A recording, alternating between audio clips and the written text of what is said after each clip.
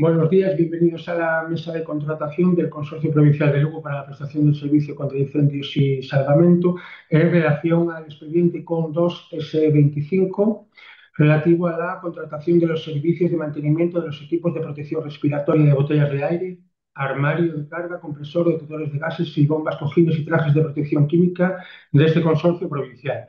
Vamos a proceder a la apertura del sobre B que contiene los criterios de adjudicación valorables automáticamente, que en este caso son todos, de esta licitación.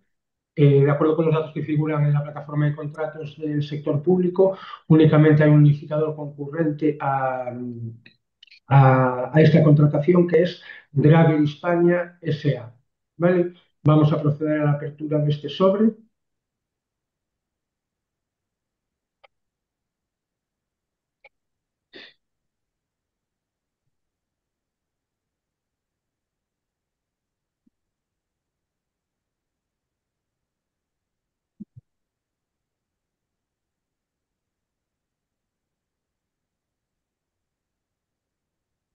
¿Vale? Sobre correcto, tendremos que mirar a ver qué problema hay aquí con las firmas de los documentos. ¿Vale? Y en cuanto al contenido, el anexo 2,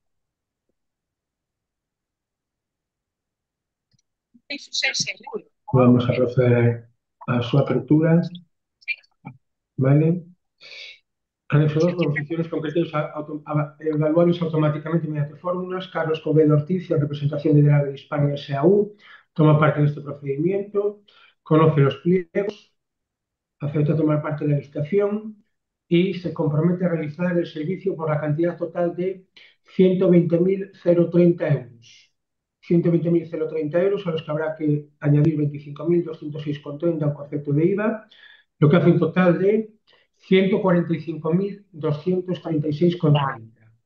145.236,30. ¿Vale?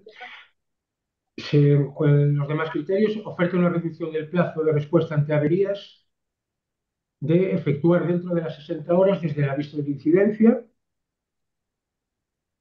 y oferta la entrega de equipamiento de balde de 3 bombas XAM12 5000 o similar.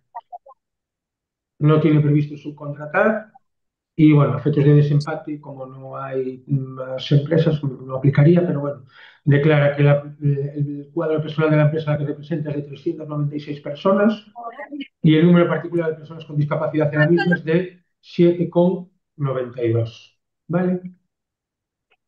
Entonces, una vez abierto el sobre,